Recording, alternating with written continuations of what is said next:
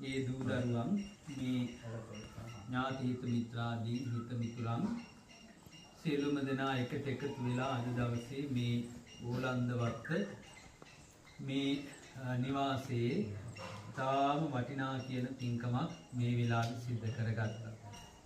විශේෂයෙන් මේ නිවාසයේ ජීවත් වෙන මේ පිරිසට දහවල දාන වේල සූදානම් කරගෙන ඇවිල්ලා ඒ දාන වස්තුවේ අග්‍ර කොටස දහවල සම්බුද්ධ පූජාව විදිහට පූජා කරගෙන ස්වාමීන් වහන්සේට දානේ පූජා කරලා මේ පරිස්කාර පූජා කරලා මේ නිවාසයේ ජීවත් වෙන අපේ පින්වතුන්ට දහවල දාන වේල මේ වෙලාවේ පූජා කරලා අද දවසේ තාම වටිනා පින්කම් රාශියක් මේ පිරිස මේ වෙලාවේ සිද්ධ කරගත්තා. විශේෂයෙන් මේ පින්කම සිද්ධ කරන්නේ මීට වසර කීපයකට පෙර මිය පරලව ගිය අපේ කුසුමාවතී මෞතුමියගේ ආදරණීය ස්වාමි පුරුෂයා වන දර්ශනායක නිලමේ මහත්මයා සිහිපත් කරලා එතුමට පින් අනුමෝදන් කරන්න.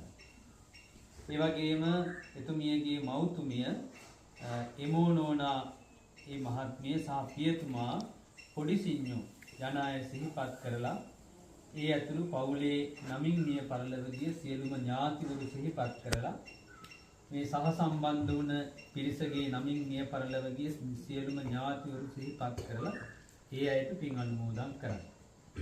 ඒ වගේම කුසුමාවතී මෞතුමිය ප්‍රධාන ඒ පවුලේ පිරිසටත් මේ සහ සම්බන්ධ වන පිරිසටත් නිදුක් නිරෝගී සම්පන්නිය චිරජීවනයේ උදා වේවා කියන ප්‍රාර්ථනාවෙන් වගේම මේ ඕලන්දවත්ත මේ නිවාසයේ ජීවත් වෙන මේ සියලුම දෙනාට නිදුක් නිරෝගී සම්පන්නිය චිරජීවනයේ උදා වේවා කියන ප්‍රාර්ථනාවෙන් තමයි මේ පින්කම මේ විදිහට සංවිධානය කරගත්තේ නේද?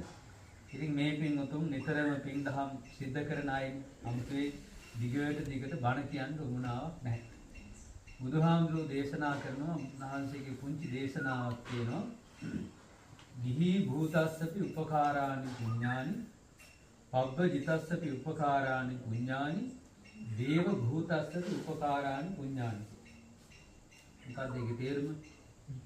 ගිහියන්ට උපකාරයේ පිණිස සරණ පිහිට පිණිස පවතින මොකද්ද? පින. ඒ විතරක් නෙමෙයි පැවිද්දන්ටත් එහෙමයි. පබ්බජිතස්සපි පැවිද්දන්ටත් පිහිට පිණිස උපකාරයේ පිණිස පවතින පින. ඒ විතරක්